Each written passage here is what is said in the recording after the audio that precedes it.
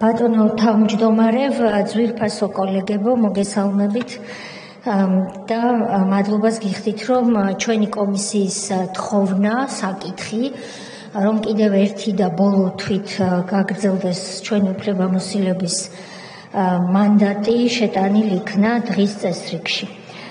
ჩვენი კომისიის მუშაობა წარმატებით და აქტიურად მიმდინარეობს. საზოგადოებაც ადევნებს ამას თვალს. მე მინდა ყველა იმ ადამიანს, ვინც გვეხმარება პარლამენტის თანამშრომლებს, ასევე საზმაუწყებელ საპარლამენტო არხს, ტელეარხ მაესტროს, ყველა იმ ტექნიკურ პერსონალს, ვინც ამდენი კვირის განმავლობაში პრაქტიკულად ყოველდღიურ რეჟიმში თავიდან და ახლა რეგულარულად კვირის განმავლობაში საზოგადოების ყურამდე მიაქვთ ეს ინფორმაცია, რასაც კომისია ისმენს, მადლობა გადავუხადო. დღეს მდგომარეობით კომისიას ჩატარებული აქვს 40-ზე მეტი სხდომა და გამოკითხულია 150-მდე პირი. ასევე კომისია მუშაობს 3 წევრის ფორმატში, როდესაც 3 წევრი კომისიის სხვადასხვა პირის გამოკითხვას ატარებს. რა თქმა უნდა, ეს სხდომები რეგლამენტის თანახმად პირდაპირ ეთერში არ გადაიცემა, თუმცა ეს არ არის დახურული სხდომები და კომისიის დასრულებისთანავე ამ ტიპის სხდომების აუდიო ვიდეო ჩანაწერებიც იქნება ხელმისაწვდომი. ჩვენ დღეისათვის ვართ უკვე საჯარო სხდომის ფორმატის ამოწურვის ეტაპზე. დარჩენილია ხვალინდელი არა, ბოდიშს ვიხდი, 2 სხდომა დარჩენილი. დღეს ამ კვირაში ბოლო სხდომა წეღან ჩავატარეთ და 2 სხდომა დარჩენილი. 30 ივნისსა და 2 ივლისს. ამის შემდეგ ჩვენ ამოვწურავთ ამ ფორმატში მუშაობას, მაგრამ გავაგრძელებთ მუშაობას მოქალაქეების განცხადებებსა და 3 წევრის ფორმატში პირების გამოკითხვის ფორმით. ეს იმისათვის, რომ ჩვენ შევძლოთ დასკვნის პროექტზე საფუძვლიანი მუშაობა, რისთვისაც არ გაგიკვირდებათ ალბათ და დატვირთული რეჟიმის და გრაფიკის გამო, რაც გულისხმობს ჩვენი დროის მოხმარებას სრულად სხდომების ორგანიზებასა და ჩატარებაში, დიდი დრო ამას დღემდე ვერ დავუთმეთ, თუმცა მინდა გითხრათ, რომ დაახლოებით 450 გვერდი მომავალი დასკვნისა პროექტის სახით მზად არის, მაგრამ ეს არ არის იმ კონდიციაში, როდესაც ის შეიძლება ვთქვათ, წარმოდგენილი იქნას. ამ დოკუმენტს სერიოზული გადამუშავება და რედაქტირება სჭირდება, რაზეც ჩვენ მუშაობთ. ამას კი სჭირდება დრო. ამიტომაც მოვითხოვეთ ბოლო თვე დამატებით, თუ თქვენი თანხმობა იქნება, ჩვენ ამ დროს მოვახმართ დასკვნის პროექტზე მუშაობის დასრულებას და იმ 700-მდე განცხადების საბოლოო დამუშავებას, რომლებითაც დღის მდგომარეობით მომართული აქვთ ჩვენს მოქალაქეებს. თუმცა ვარაუდობ, რომ თუ ვადა გაგვიგრძელდება 5 აგვისტომდე რამდენიმე ასეული განცხადება კიდევ შემოგვემატება. ძალიან დიდია ინტერესი კომისიის მუშაობისადმი და მე მინდა კომისიის სახელით ქართული ოცნების მთელ გუნდს მადლობა გადაგიხადოთ იმისთვის, რომ ჩვენს მოქალაქეებს მიეცათ საშუალება მოგვაწოდონ ფაქტები და ინფორმაცია და თქვენ ალბათ გხედავთ პირდაპირ ეთერშიც, რომ ეს მათთვის უკიდურესად მნიშვნელოვანია. მიმდინარეობს ჩვენი სხდომების სტენოგრაფიული ჩანაწერების კეთება. ეს არის ტიტანური შრომა და თითოეული მოხელეს, ვინც პარლამენტში ზის და სტენოგრაფიულ ჩანაწერებს აკეთებს, ან აკეთებდა და პარლამენტში აღარ მუშაობს დღეისათვის, მათ მინდა მადლობა გადავუხადო. ეს არის გარკვეული გამოწვევა, ვინაიდან სტენოგრაფიული ჩანაწერი თუ არ არსებობს, რა თქმა უნდა, სხდომის დამუშავება დასკვნის მიზნებისთვის ფერ ხდება. დღეისათვის 40-ზე მეტი სხდომიდან 23 სტენოგრაფიული ჩანაწერი გაკეთებულია და 9 თითქმის არის გასაკეთებელი. ამიტომ ეს ერთი თვე ამისთვისაც გახლავთ საჭირო. ალბათ გაჩნდება კითხვა, თუ რას შეიძლება ველოდოთ, რომ ეწერება კომისიის დასკვნაში. მე პირდაპირ შემიძლია გითხრათ, რომ როგორც უკვე იკვეთება, კომისიის დასკვნა იქნება უმძიმესი თავისი შეფასებებით, რომლებიც გაკეთდება 6-ვე თემაზე, ეს ის 6 თემა, რომელიც თქვენ განუსაზღვრეთ, ჩვენ ყველამ განუსაზღვრეთ ამ დარბაზში პლენარული სხდომის ფარგლებში ჩვენს კომისიას უფლებამოსილების ფარგლებად. ეს გახლავთ 2008 წლის აგვისტოს ომი, ეს გახლავთ ძალადობა, ადამიანის წინააღმდეგ ჩადენილი დანაშაულები, როგორც თავისუფლების აღკვეთის დაწესებულებებში, ასევე მათ მიღმა. ასევე 2012-2025 წლებში საქართველოს სახელმწიფოს წინააღმდეგ მიმართული მავნე ქმედებები, დამაზიანებელი ქმედებები, პირველ რიგში მისი საგარეო გეოპოლიტიკური მიზნების წინააღმდეგ ჩადენილი ქმედებები და ასევე სანქციების პოლიტიკა ქვეყნის დაზიანების მიზნით და არა რომელიმე ინდივიდის დაზიანების მიზნით მხოლოდ და გადატრიალებების არაერთი მცდელობა გარე ძალების დახმარებით. ასევე ჩვენი თემაა, როგორც თქვენთვის ცნობილია, მედია თავისუფლება, ბიზნესის რეკეტი და კორუფცია. ყველა ამ თემაზე არ იქნება არც ერთი თემა, რომელზეც შეფასებები არ იქნება უმძიმესი. ჩვენ ამ დასკვნის გაცნობის შედეგად ალბათ კითხვაც გაგვიჩნდება, როგორ მოიყვანა და რა ძალით მოიყვანა ქართულმა ოცნებამ მშვიდობიანად ჩვენი ქვეყანა დღემდე.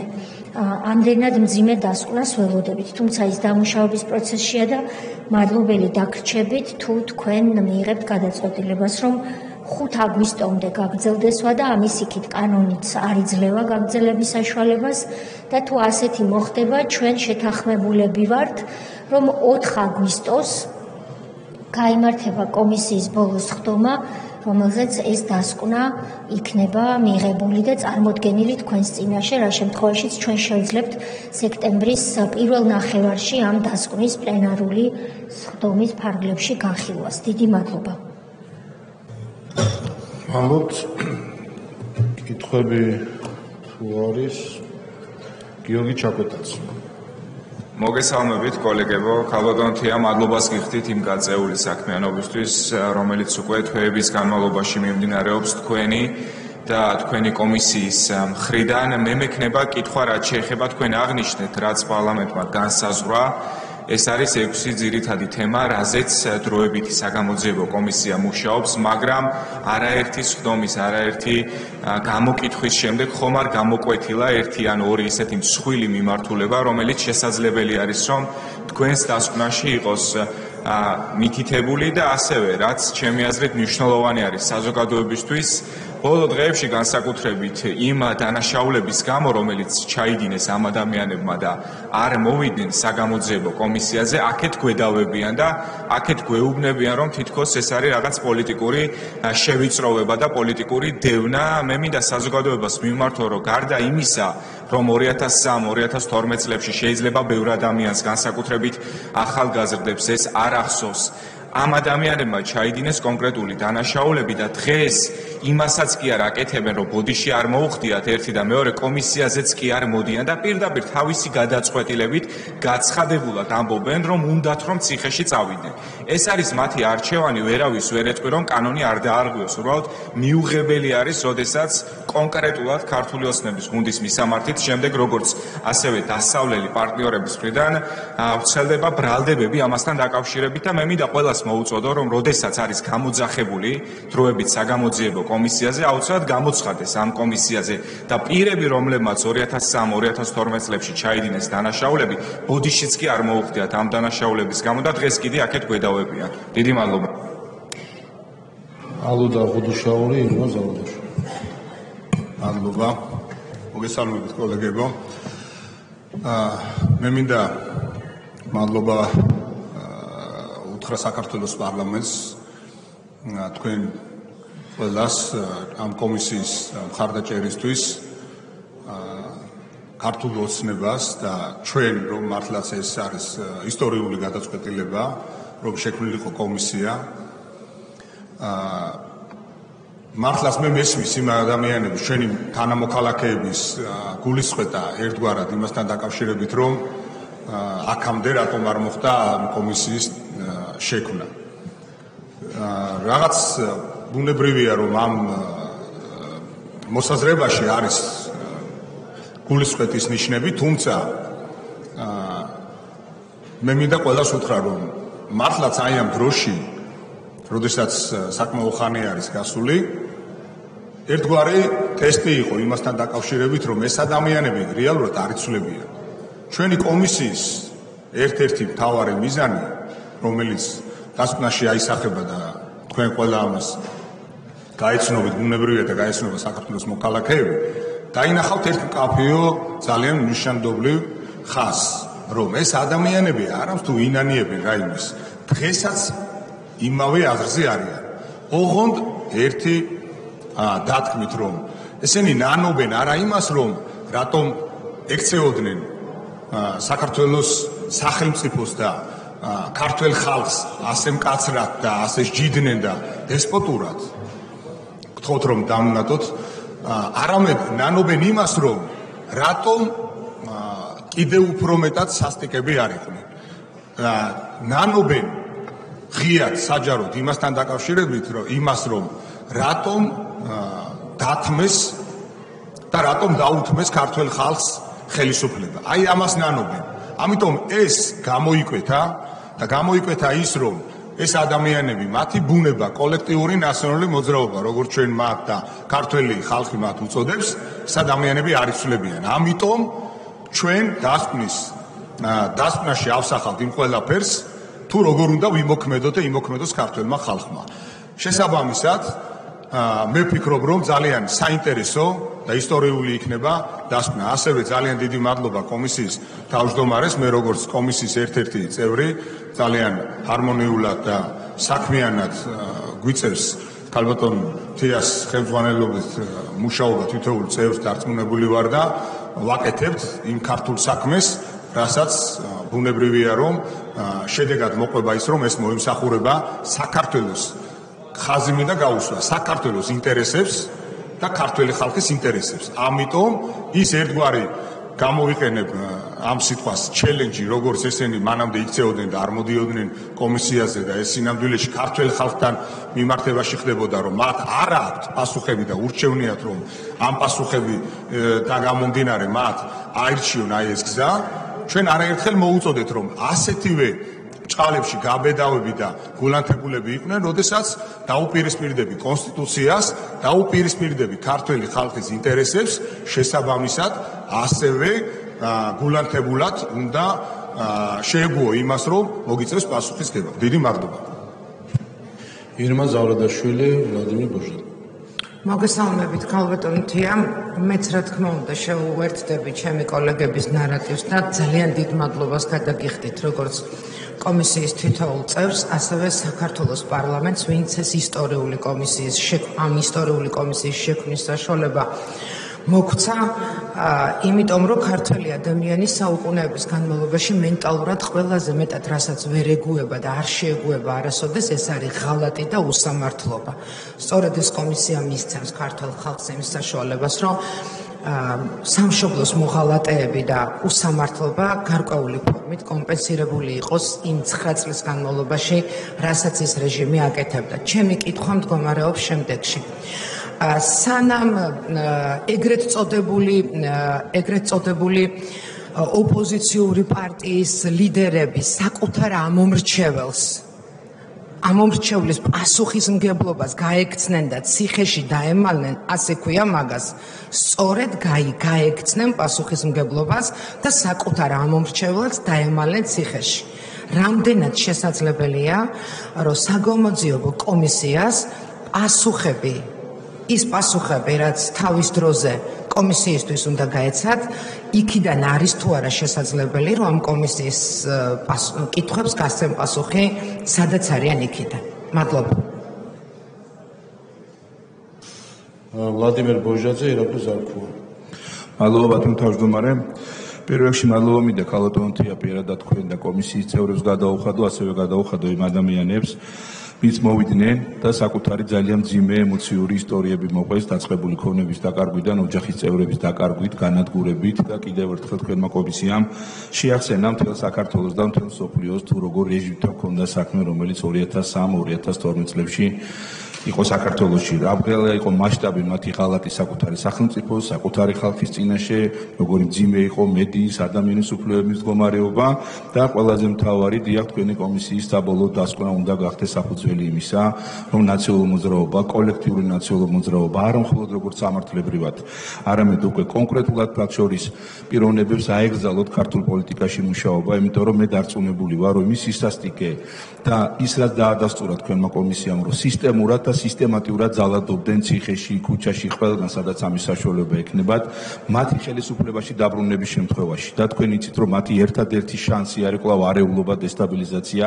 ქაოსი, რადგან სხვაგვარად არჩევნებზით ისინი ხელისუფლებაში ვერ დაბრუნდებიან, ამას ქართველი ხალხი არ დაუშვებს, გააკეთებენ იმაზე უფრო მეც, ვიდრე აკეთებდნენ 2012 წლამდე, რადგან კოლექტიური ნაციონალური მოძრაობა არასდროს აპატიებს ქართულ ხალხს 2012 წლის 1 ოქტომბერს არასოდეს აპატიებს მათ ოპოზიციაში გადასვლას და იმ ცხოვრების წესზე უარისობას, ვისაც ისინი ფიქნიერად ცხოვრობდნენ 1 ოქტომბრამდე. ამიტომ რა თქმა უნდა, ჩვენი პოლიტიკური გუნდი მხარს დაუჭერს კომისიის მუშაობის ვადის გაგრძელებასაც და რა თქმა უნდა, ყველაფერს გავაკეთებთ იმისაც, რომ საბოლოო ჯამში ის ოცნება, ის გამარჯვება, რომელიც დადგა 2012 წელს, კიდევ მრავალი წლის განმავლობაში იყოს ძალაში, რადგან მაშინ გაიმარჯვა არა ქართულმა ოცნებამ ნაციონალურ მოძრაობაზე, არამედ გაიმარჯვა ქართულმა ხალხმა და დიახ ამ ქვეყანაში ყოველთვის გამარჯვებული უნდა იყოს მისი აღმატებულება ქართული ხალხი.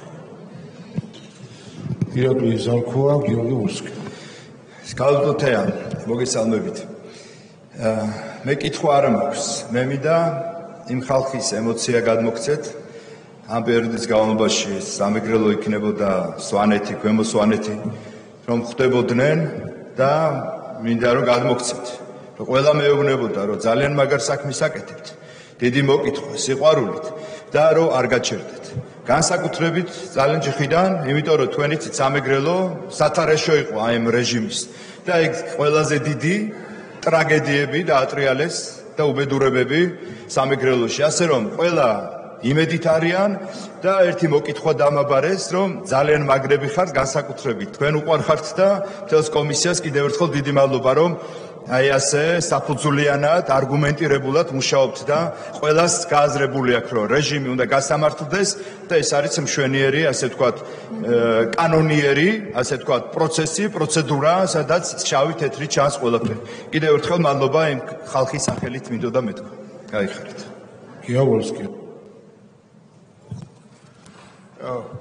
რაღაც საოცარი განცხადება გააკეთა ევრობიუროკრატიის ერთ-ერთმა წარმომადგენელმა, აი ეკანასმა, რომ თურმე შეშფოთებულია იმით, რომ ადამიანები დააკავეს საქართველოში და გარკვეული საჯელიც დაადეს იმისათვის, რომ კონსტიტუციას არ ყვევენ. ყველამ ვიცით, რომ თვითონ წაიყვანა განცხადებებმა პირადად ამ ადამიანის და ისევე როგორც ევრობიუროკრატიის და ევროპარლამენტის თელმა რიგმა გადაწყვეტილებებმა და მითითებებმა.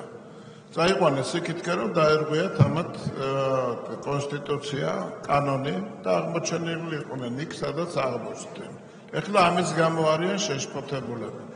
ეს საკმაოდ ისეთი დამაფიქრებელი ფაქტია, ვინაიდან კონსპირაციის ერთ-ერთი სერიოზული გამოვლინებაა, რა დამოკიდებულება აქვთ მათ საქართველოს მიმართ. შეკითხვა შემდეგში მდგომარეობს.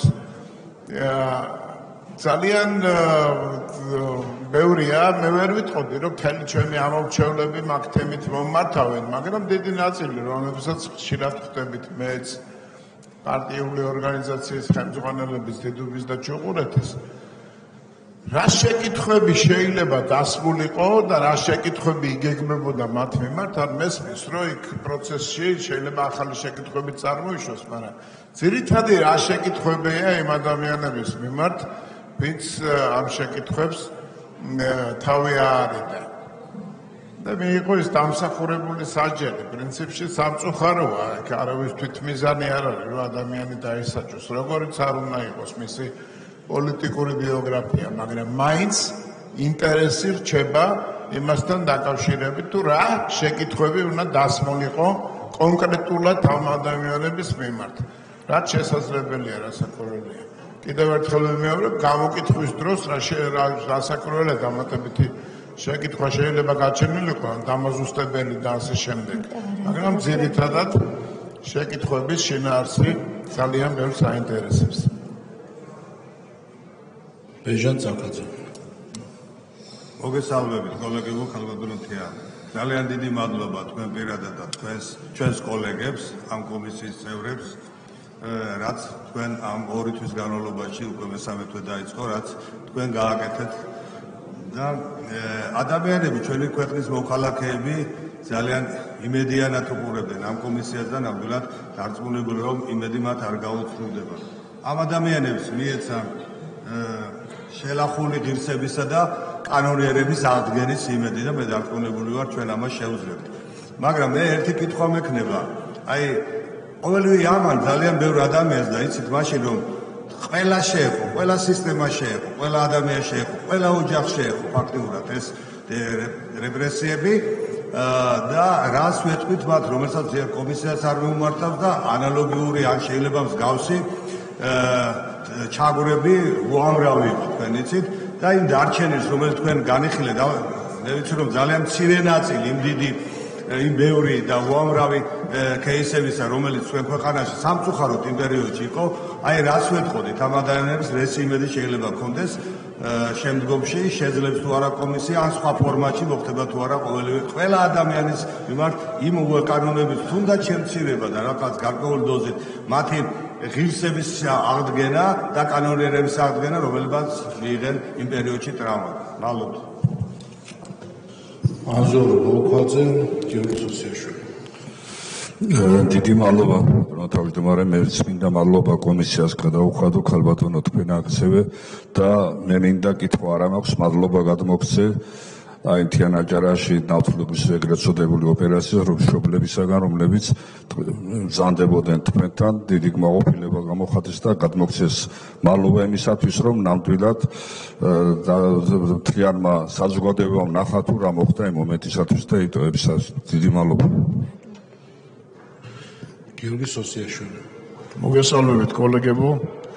მოგესალმებით ქალბატონოთია მე და მეც შეუერთეთ ჩემს კოლეგებს და მადლობა გადაგიხადოთ თქვენ და მთლიანად კომისიას ეს არის ძალიან დიდი თვირთი, როდესაც 24 საათის განმავლობაში მუშაობთ და სწავლობთ იმ ჩვენი ხალხის ტკივილს, რომელიც გაიარა ჩვენმა საზოგადოებამ აი ამ ალბათ სახსენებელი 9 წლის განმავლობაში და კიდევ უფრო მეტი ხნის განმავლობაშიც პრაქტიკულად ჩვენ კი გავიარეთ COVID პანდემია, მაგრამ ამას დიდი პანდემია მგონი საქართველოს არ ქონია და რაღაცა როცა თქვენს ამ საგამოძიებო კომისიის საქმიანობას თვალყურს ვადევნებ, ბოლშევიზაციის წლები ცოცხლდება ჩემ თვალწინ, როდესაც ხდებოდა ჩვენი ხალხის რეპრესირება, ათასობით ადამიანის გაუბედურება და იგივე სურათებია, რაც მაშინ არც კიდევ უფრო მეტიც. და მე მინდა მივმართო იმ ელჩებს, რომლებიც ამ ბოლო პერიოდში არიან დაკავებული ჩვენი ხალხის ბულინგით და უამრავი გამოსვლა ვიხილეთ მათი და თითქოს გამჭვირვალობის კანონმა დემოკრატია დაასამარა და სად იყვნენ ეს ადამიანები, ან რატო არ ეხმაურებიან ესენი ამ საგამოძიებო კომისიის საქმიანობას, ნუ თუ მათთვის არაფერს არ ნიშნავს ის ათასობით გაუბედურებული ოჯახი, ნაწამები პატიმრები და ფეხქვეშ გათელილი ჩვენი საზოგადოების ღირსება, მათ პასუხი უნდა გაცენ ამაზე. მე დარწმუნებული ვარ რომ თქვენ ბოლომდე აღასრულებთ ქართული ხალხის ნებას, მე მინდა ხაზი გაუსვა რომ ეს ჩვენი ხალხის დაკვეთაა რომ ერთხელა სამუდამოდ იზეიმოს სამართალმა და წერტილი დაესვას ამ უსგავსოებას რომ არასოდეს ჩვენი ისტორიის მანძილზე მსგავსი რამ აღარ განმეორდეს. დიდი მადლობა კიდევ ერთხელ თითოეულ თქვენგანს და მინდა გისურვოთ წარმატებები. ილია ინჯია. მოგესალმებით კოლეგებო, დიდი მადლობა ასეთი მხარდაჭერისთვის. დამიჯერეთ და დიდი მადლობა სათითაოდ ყველა იმ წევრს კომისიის და განსაკუთრებული მადლობა მინდა ქალბატონ თავმჯდომარეს გადაუხადო ამ გამძლეობისთვის.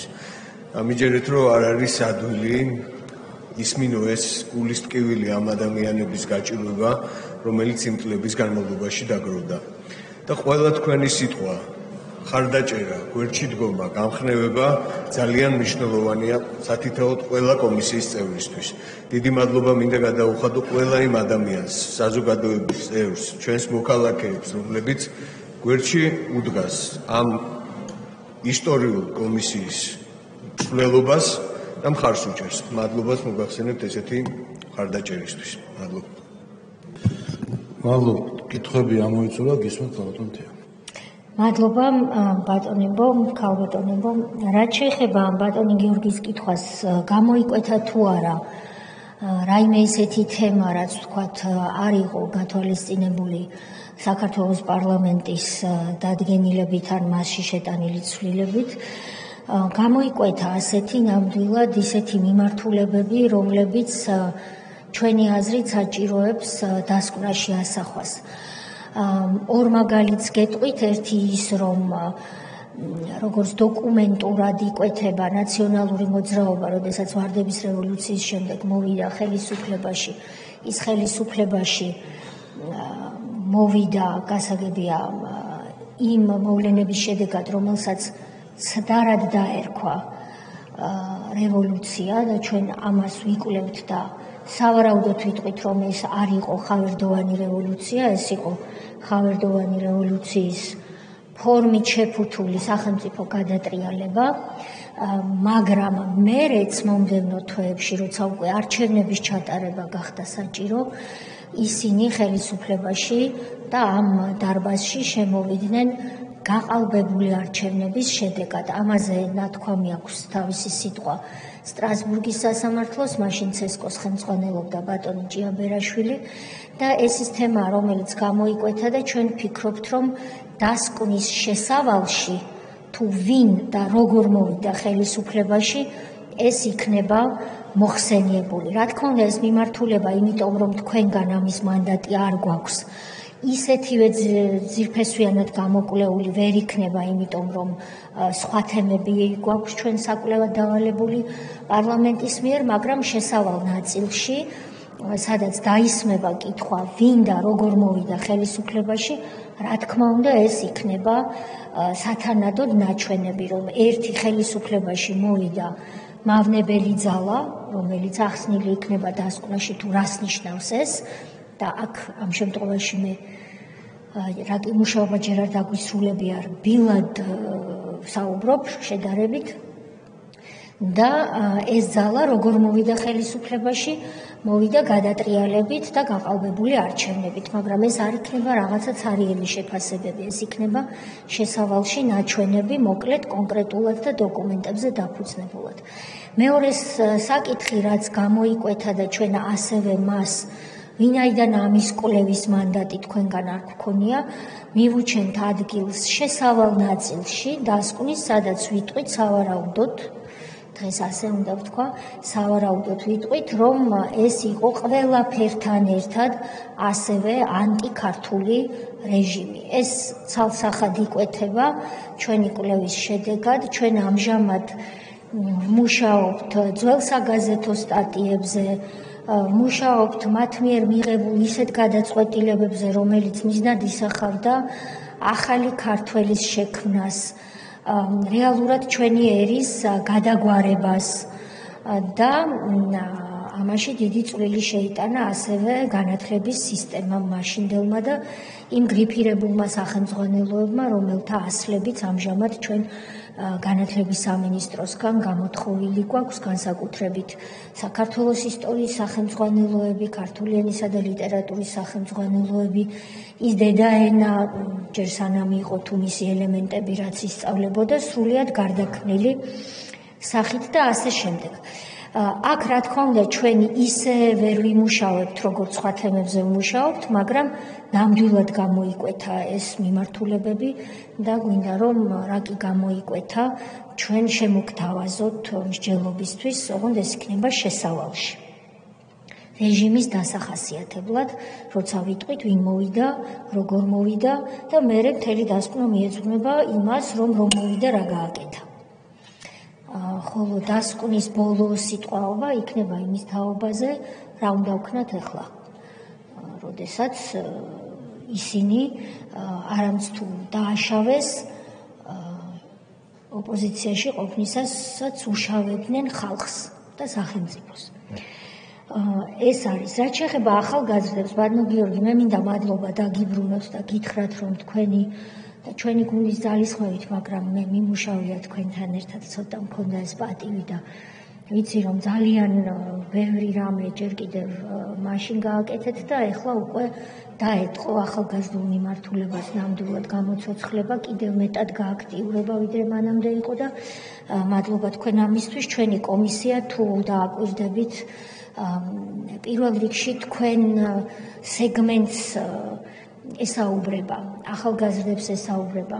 კომისიის წევრები აკრძანდებიან და დამეთანხმებიან, რომ ჩვენ ძალიან ვცდილობთ, რომ ყოველ ჯერზე არ გამოგრჩეს ის, რომ ახალგაზრდები გვისმენენ და ის რაც შეიძლება მათთვის სიახლეან გაუგებარი იყოს, იმიტომ რომ მაშინ ისინი ან არ იყვნენ დაბადებულები, ან მცირეწლოვანი, ან არასრულწლოვნები იყვნენ, გზადაგზა მცირე ახსნა განმარტებებიც ვაკეთოთ ხოლმე მათთვის. ამიტომ თუ უნდა ითქვას პასუხი კითხვაზე, რისთვის აკეთებთ ამ ყველაფერსო, ჩვენ ყველამ ვიცით პასუხი ამ კითხვაზე არის, რომ ამას ვაკეთებთ ახალგაზრდებისთვის და მომავლისთვის.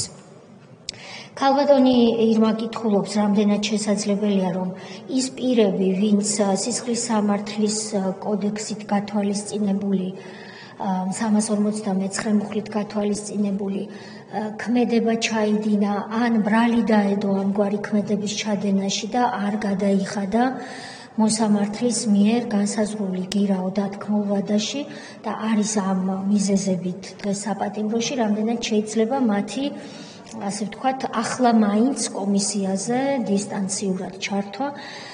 ჩვენ სამივე მათგანს, ვინც არის ბატონი ნიკა გვარამია, ბატონი მამუკა ხაზარაძე და ბატონი გიორგი ვაშაძე, სამივე მათგანს ჩვენ ხელახლა ვუგზავნით დღეს შეტყობინებებს, ხელახლა იმიტომ რომ თავისუფლებაზე ყოფნისას მათ თან მიმართებაში შეტყობინების პროცედურა იყო, მიმდინარეობდა და უკვე თუ მანამდე ვთავაზობდით ფიზიკურად გამოცხადებას, დღეს შევთავაზებთ ჩართვას.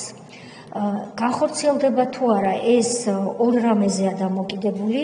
ერთი იმაზე, რომ პენიტენციურმა სამსახურმა უნდა ითანამშრომლოს ჩვენთან, აქ კითხვის ნიშანი დარწმუნებული ვარ არ არის, იმიტომ რომ დღემდე იუსტიციის სამინისტრო და პენიტენციური სამსახური საქართველოს პროკურატურასთან და სხვა უწყებებთან ერთად სამაგალითო თანამშრომლობას აჩვენებდა და მე დარწმუნებული ვარ, რომ ახლაც ორშაბათს იუსტიციის სამინისტრო პატიმრების ჩართვაში დაგვეხმარება, მაგრამ არის მეორე. თქვენ იცით, რომ პატიმარი თუ არ არის თანახმა, ის არ დატოვებს საკანს და არ ჩაერთვება კომისიას და ჩვენ ძალიან ბევრი წელი გვაშორებს იმ შავნელი ეპოქიდან, როდესაც პატიმარი თუ არ ტოვებდა საკანს, მას წამების ქვეშ დაატოვებინებდნენ ხოლმე ასეთ საკანს. მათ შორის, როცა გვარამია ამჟამად პატიმარი იყო იუსტიციის მინისტრი, მერე პროკურორი და ასე შემდეგ.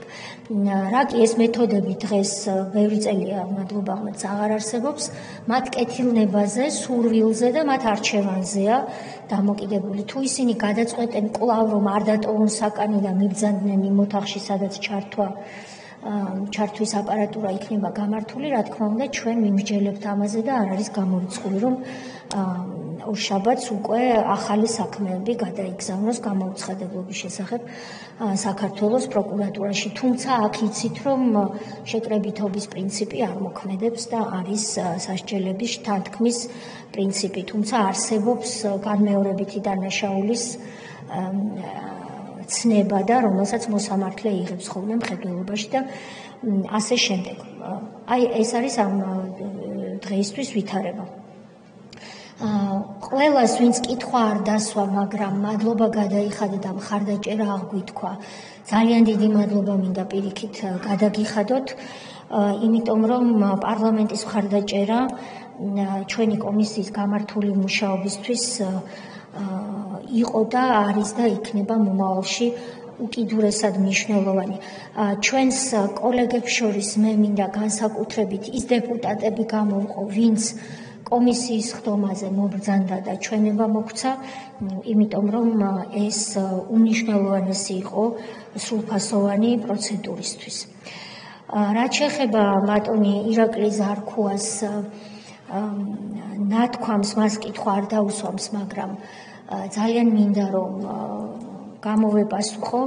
ჩვენს ტკბილ სამეგრელოს მეგრელებს მადლობა გადაუხადო, იმიტომ რომ ეს არის ის ერთ-ერთი რეგიონი, რომელსაც ძალიან დიდი სისასტიკე დაატყდა თავს ნაციონალური მოძრაობის რეჟიმის დროს და უნდა აღინიშნოს, რომ ეს არის ის რეგიონი, სადაც დღესაც გარკვეული შიში არის ცოცხალი. ეს ცალსახად გამოიკვეთა კომისიის მუშაობისას, რომ არაერთმა მსხვერპლმა დიდი პატივისცემა მათ ჩვენი სახელით თავი შეიკავა მოსვლისგან. ამიტომ ბატონი ზარქოას მიერ ჩვენთვის გადმოცემული ეს მხარდაჭერა სამეგრელოდან არის კიდევ უფრო მნიშვნელოვანი. რაც შეეხება სვანებს, ხუმრობით ვიტყვი, რომ მაგარი მე კი არა, მაგარი ეთერლი პარტელიანია. დღეს ეს არის ის სვანი ქართველი ქალი, რომელმაც ქართველ ქალებს კიდევ უფრო ამაყად და წელში გამართვის საშუალება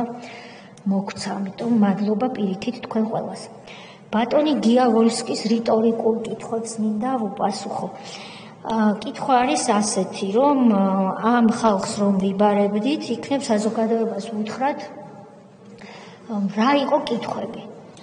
თქვენი ნებართვით ბატონო გია მე ჩავთვლი რომ ეს რიტორიკული კითხვა თქვენ ამ კითხვებზე პასუხი რა თქმა უნდა იცით იმიტომ რომ უცნაურია თუ კი საზოგადოება თვალს ადევნებს ჩვენი კომისიის ხდომებს და ძირითადად მაინც ამ საზოგადოებას შეგულისხმობ ჩვენ ამ მომრჩეველს და მე მინდა მტრის გასაგონად თქვა, რომ ჩვენი ამომრჩეველი არის საზოგადოების უმრავლესობა.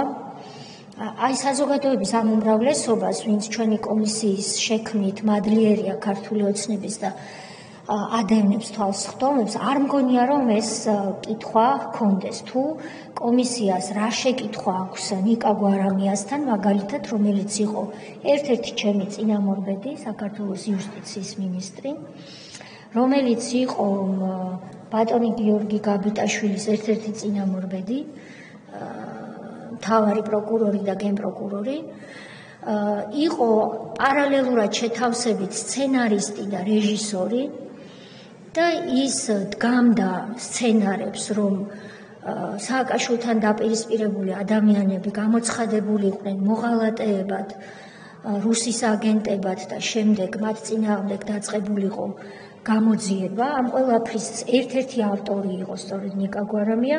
ნიკა გვარამია იყო მიტაცებული რუსთავი ორის ერთ-ერთი ლიდერი და ხელმძღვანელი, რომელიც უკვე ოპოზიციაში ყოფნისას ამბობდა, რომ ჩვენ ყველას ფეხქვეშ მიწა უნდა დაგვეწვას და თუ ის დაბრუნდება ხელისუფლებაში, მე ვნახავთ, რასაც ვნახავთ. შესაბამისად, წარმოუდგენელია ვინმეს ჰქონდეს ობიექტურ მსმენელს და მაყურებელს კითხვა, ღმერთო ჩემო, რა კითხვები შეიძლება ჰქონდეს კომისიას ნიკა გვარამიასთანო. იგივე ეხება ბატონ გიორგი ვაშაძეს, რომელიც იყო ზურა ადეიშვილის მოადგილე, რომელიც იყო ერთ-ერთი ყველაზე აქტიური 2012-2025 წლებში საქართველოს საგარეო პოლიტიკური კურსის სახელმწიფოს და ქართველი ერის წინააღმდეგ ნაბიჯების გადადგმაში, საერთაშორისო ასპარეზზე, როგორც ქვეყნის შიგნით, ქვეყნის გარეთ, საერთაშორისო ასპარეზი მარტო უცხოეთი ხომ არ არის, აქ არის მთელი დიპკორპუსი, რომელიც მათთან მუშაობდა, რომელთანაც მუშაობდნენ და რა თქმა უნდა ბატონ გიორგი ვაშაძესთანაც არის ძალიან ბევრი შეკითხვა მისი წარსულიდან და ამჟამინდელი საქმიანობიდან გამომდინარე. რაც შეეხება ბატონ ხაზარაძეს, ჩვენ არაერთი მოქალაქე გამოვკითხეთ, ბიზნესმენები, რომლებმაც პირდაპირ თქვეს, რომ მამუკა ხაზარაძე იყო ნაციონალური მოძრაობის დანამატი, აპენდიქსს რომ ვეძახით სამედიცინო ენაზე და ის და ბადრი ჯაფარიძე ტიბისი ბანკთან ერთად კეზერაშვილის და სააკაშვილის ასე ვთქვათ ავატარები იყვნენ, რომლებიც ხანდახან როგორც მოქალაქეები ამბობდნენ, მივიდოდნენ და შესთავაზებდნენ ამა თუ იმ ბიზნესს, რომ შემოვალთ წილში და გავაფართოვოთ ერთად ბიზნესი და ყველამ ერთად კარგად ვიცხოვროთო და შემდეგ აღმოჩნდებოდა, რომ თურმე ამის უკან კეზერაშვილი დგას, რომელიც შემდეგ წაართმევდა მოცემულ ბიზნესმენს ამ ბიზნესს იქნება ეს მაგნატის საქმე, ლისის ტბის საქმე და სხვათა შორის ჩვენ როდესაც შეტყობინება ჩავაბარეთ მამუკა ხაზარაძეს, მე არ ვიცოდი, შეიძლება ვთქვი, მაგრამ არ ვინტერესდები ასეთი საკითხებით, თავად ის ლისზე ცხოვრობს. იმ ტერიტორიაზე, რომელიც ადრე ტყის სტატუსით სარგებლობდა, შემდეგ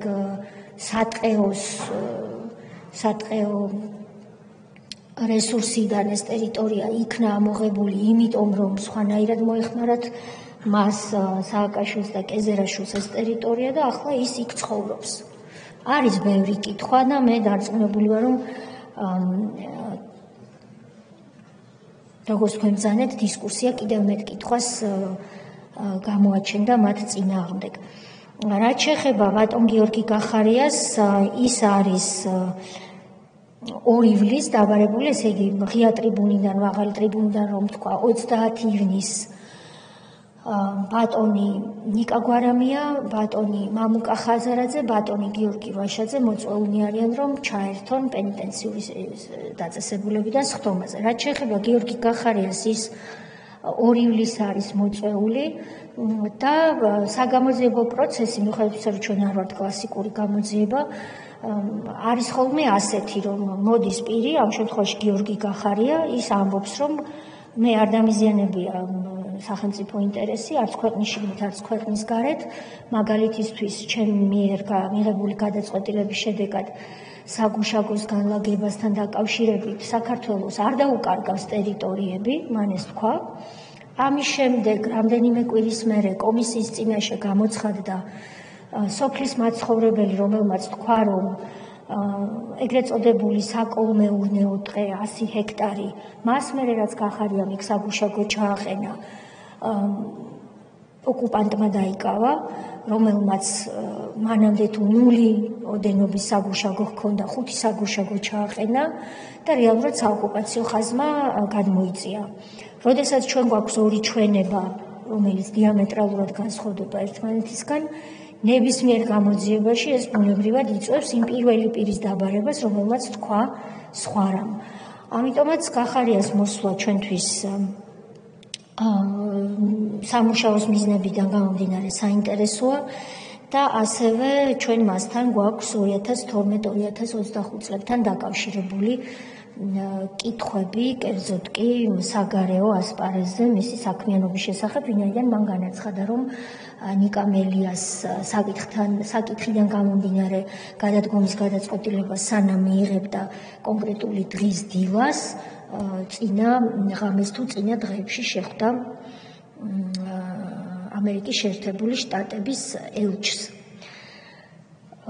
იმედი მაქვს, რომ 2 ივლის გიორგი გახარია გამოცხადდება, იმიტომ რომ რატომღაც მგონია, რომ მას სხვებისგან განსხვავებით ჯერ კიდევ ესმის, რომ ეს პოლიტიკური სამართლებრივთან ერთად პოლიტიკური პროცესია და პატარა გამოცდილება, რაც მე მაქვს პოლიტიკაში, მათქმევინებს, რომ საგამოძიებო კომისიის წინაშე გამოუცხადებლობა, სულ რომ არავინ მაგალითად პროკურატურამ დისკრეცია გამოიყენოს და თქვას, რომ რა მოხდა მერე რომ არ მოვიდა კომისიაზე, ხომ? სულ რომ ასე მოხდეს, ან მომხდარიყო.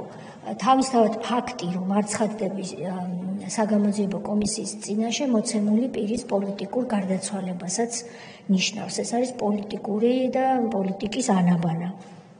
ისევე როგორც აქარჯდომა ნიშნავს პოლიტიკურ გარდაცვალებას, იმიტომ რომ ძალიან ბევრჯერ კომისიის სხდომაზე თუ ამ დარბაზშიც ჯდომისასაც არის ხოლმე საკითხები, რომელიც ოპოზიციას შეუძლია ისე წამოწიოს, რომ ჩვენ ვინც აქ ვართ შეკრებილები, უმრავლესობის წარმომადგენლები, ანუ პასუხოთ დავრჩეთ, ან ფრთები ისე ვერ გავშალოთ, როგორც საჭიროა პოლიტიკურ ფრთებს გულისხმობ, მაგრამ მათ ეს არ ესმით, ამიტომ არ იყენებენ იმ პოლიტიკურ მანდატს, რომელიც მათმა ამორჩეველმა მათ მისცა. ამიტომ მე მგონია, რომ 2 ივლის თუ პოლიტიკაში ყოფნა აქვს რომელიმე პარტიას გადაწყვეტილი კომისიაზე გამოცხადება, ეს არის მორიგი ფორუმი იმისთვის, რომ მათ თავის ამომრჩეველს დაანახონ, რომ ისინი არიან მართლები. ბატონი ბეჟანი კითხულობდა, რა მოხდებაო შემდეგ ამ დასკვნას ინდივიდებისთვის და ეს ძალიან სერიოზული შეკითხვაა. სამართლიანობის აღდგენის საკითხს რომ უყურებთ ჩვენ კომისიის პრიზმიდან, მიუხედავად იმისა, რომ შეიძლება ბევრი რამ ვიცოდე, მე თვითონაც ყოფილიყავი რაღაც პროცესების მონაწილე იუსტიციის სამინისტროში, ამ გადასახედიდან ცალსახად შეიძლება ითქვას, რომ სამართლიანობის აღდგენის პროცესი ნამდვილად დაიწყო 2013 წელს, ნამდვილად წავიდა წინ, ეს რომ ასე არ იყოს, ჩვენ დღეს 700-მდე განცხადება კი არ გვექნებოდა კომისიაში მიღებული, ჩვენ გვექნებოდა 10,000-ობით, როგორიც მივიღეთ, როცა მოვედით ხელისუფლებაში. მაგრამ ეს პროცესი დასრულებული რომ არ არის, ესეც ჩანს. უფრო მეტიც, ვის შემთხვევაშიც შეიძლება ჩვენ ვფიქრობდეთ, რომ დასრულებულია, მოცემული მსხვერპლი შეიძლება თვლიდეს, რომ ბოლომდე დასრულებული არ არის. მაგალითისთვის მარტივ, მაგრამ მარტივ მაგალითს მოვიყვან ფაქტობრივად მარტივს. როდესაც ჩვენთან გამოცხადდა საქართველოს ჯარისკაცის ერთგული სამხედროს როინ შავაძის ქვრივი. მისი გამოკითხვიდან ცალსახად დაგვრჩა განცდა, რომ მასთან მიმართებაში სამართლიანობის აღდგენის რამდენიმე კომპონენტი, რაღაც კომპონენტების სახეზეა, მაგრამ რაღაც კომპონენტები ჯერ სახეზე არ არის. მაგალითად, ის ერთი რამაც მე შემძრა იყო ის, რომ დღემდე მოცემული ქვრივი, რომელსაც ქმარი მოუკლეს, ცილი დასწამეს, დღემდე ცხოვრობდა, ჩვენთან მოსვლამდეც ცხოვრობდა შიში. შიში იმისა, რომ ვიღაც მივა და შეურაცხყოფას მიაყენებს, ისევ იმ ძალების დამქაშები, ვინც ჩვენ ვერ იქნა და ვერაფრით ვერ გავისტუმრეთ დღემდე პოლიტიკურ სანაგვეზე. მე მინდა ყველას ვუთხრა, რომ ნებისმიერი პირი, რომელიც ჩვენ წინაშე გამოცხადდა, 150-მდე პირი გამოცხადდა კომისიის წინაშე. ჩვენთან ინარჩუნებს ყოველდღიურ კონტაქტს. კომისია რომ ამოწურავს თავის მანდატს, ისინი გააგრძელებენ კომისიის ყოფილ წევრებთან კონტაქტს და ნებისმიერი ბულინგის მცდელობა, ნებისმიერი შეურაცხყოფის მცდელობა ამ ადამიანების, მაგალითად პაატა ქარდავას, ასევე რომელსაც ცილი დასწამეს ქვეყნისთვის გულანთებულ სამხედროს და ესენი გველაპარაკებიან ჩვენ რომ თურმე სამხედროებს გვასწავლიან პატივი როგორცეთ, რომლებსაც სამხედროებს აბამდნენ ბეტონის ფილას ფეხებზე და რომან შამათავა, რომელიც სააკაშვილმა გმირად გამოაცხადა უკრაინიდან, ძირავდა კატერით, გაიყვანდა და ზღვაში ძირავდა სამხედროებს, ჩვენი ქვეყნის ჯარისკაცებს. აი ესენი გვასწავლიან ჩვენ ჭკუას და არ იცვლებიან, ამიტომაც ეს ვინმეს მოწონს, არ მოწონს, ალბათ აკრძალვაც რეალობა იქნება და ჩვენი გაცხადებულინებაც ასეთია. მაგალითად, პაატა ქარდავას ქალიშვილი გასული არ იყო კომისიის ხდომიდან, მას ვერბალურად თავს დაესხნენ სოციალურ ქსელებში და სხვაგან, როგორ თუ შენ გაბედე და მიხვედი, არა და მოცემული ქალბატონი კომისიის შექმნიდან პირველი დღიდანვე იყო ჩვენთან კონტაქტზე, ცხოვრობს ზუგდიდში, ჰყავს მცირეწლოვანი შვილები და მისთვის უდიდესი ტრამვაა იმის გახსენება, როგორ დაურეკა მამას, რომელმაც უთხრა, რომ მოგაკითხავ, მერე უთხრა ვეღარ მოგაკითხავ და ეს იყო ბოლო ზარი. შესაბამისად, ამის შემდეგ გაიყვანეს ზღვაში, ამის შემდეგ ჩაძირეს, მოკლეს, ეხვეწებოდა რომ ცურვა არ ვიცი და არ გადამაგდოთ და დღემდე არავინ არ იცის რისთვის. ყველამ ვიცით რომ არაფრისთვის. აი ასეთ ადამიანებს, ვინც ჩვენთან გამოცხადდა, ვინც თავს დაესხმება, ჩვენ რა თქმა უნდა მივიღებთ ყველანაირ ზომას მათ დასაცავად. მე ყველა იმ აჭარელ ახალგაზრდას 17-20 წლის ბიჭებს ძალიან დიდი მადლობა მინდა გადავუხადო, რომლებიც როგორც სულ ახლა ხან რამდენიმე წუთის წინ შემატყობინეს ჩვენი კომისიიდან ჩასვლის მერე ადგილზე დახვდნენ ბათუმში შავაძის ქვრივს და უდასტურეს მას პატივისცემა ახალგაზრდების ნაწილში, ეს ძალიან საინტერესოა და მათ კმაყოფილება გამოთქვეს, რომ როი შავაძის შესახებ გაიგეს და ისინი ჩვენ დღეს გვეიმედებიან არც სახელები ვიცი, არც გვარები ამ ახალგაზრდა ქართველი ვაჟკაცებისა, რომლებმაც როი შავაძის ქვრივს გარკვეული მფარველობა და პატივისცემა შესთავაზეს. ეს ძალიან დიდი ამბავია ჩემი აზრით. იმედი მაქვს არაფერი გამომრჩა, ეს დასკვნა იქნება გარკვეული დეპოზიტარიუმი, ანუ ადგილი, სადაც თავს მოიყრის, ასეულობით დანართი ექნება ამ დასკვნას, სადაც თავს მოიყრის ყველა ის ანგარიში თუ დოკუმენტი, რომელიც ილუსტრაციაა იმ ყველაფრის, რაც დასკვნაში იქნება მოტანილი, იმიტომ რომ დასკვნა ვერ იქნება 1000 და 2000 გვერდი, ამიტომ დანართები იქნება მრავლად და საქართველოს პარლამენტი რეალურად ამ მიმართულებით დარწმუნებული ვარ, ათეულობით წლების მანძილზე საარქივო ფუნქციასაც შეასრულებს. ეს დანართები იქნება როგორც დოკუმენტური, ანუ ქაღალდზე, ასევე აუდიო, ვიდეო და სხვა. შესაბამისად, თუ თქვენი თანხმობა იქნებოდა ჩვენ საქართველოს პარლამენტის დადგენილების ასეთი პროექტის ასეთ ფორმულირებას გთავაზობთ.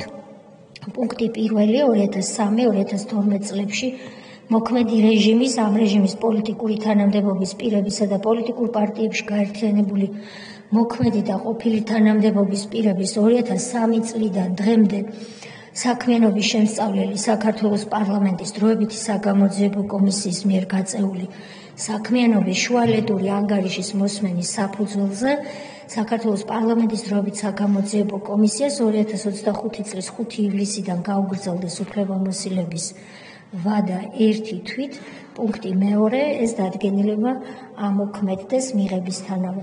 ვინაიდან თქვენ დროს ბოროტად არ გამოვიყენებ და შემაჯამებელი სიტყვით აღარ ვისარგებლებ, მე მინდა რაკი ჩემს შემდგომი საკითხი ერთ-ერთი ეს იქნება ვისარგებლო შემთხვევით და ბატონ გიორგი გაბიტაშვილს მივულოცო ახალ თანამდებობაზე დანიშნა.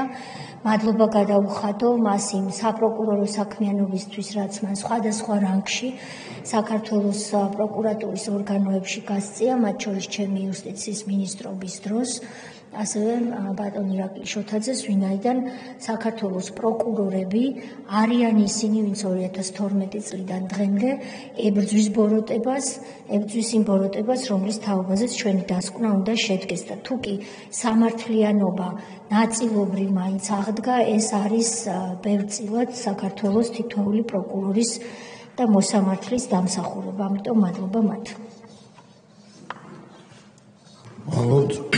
დაზუსტებები არ არის, გამოსვლის სურვილები არ არიან, დასმულ სიტყვა. მადლობა თქვენ მხარდაჭერისთვის, ბატონო შალვა, ჩვენ ამას ყოველდღიურად გვგზავნებთ და თითოეული თანამშრომელს იმ ადმინისტრაციის ხელმძღვანელს, ბატონ კახა ოქროჯანაშვილს და მის თითოეულ თანამშრომელს. მადლობთ, საკითხი განხილულია. შემდეგი დღის სესიის 51 საკითხი საქართველოს 2024 წლის სახელმწიფო ბიუჯეტის შესრულების წლიური ანგარიში, მოხსენებელი ფინანსთა მინისტრის პირველი მოადგილე ბატონი გიორგი კაკალოვიძე.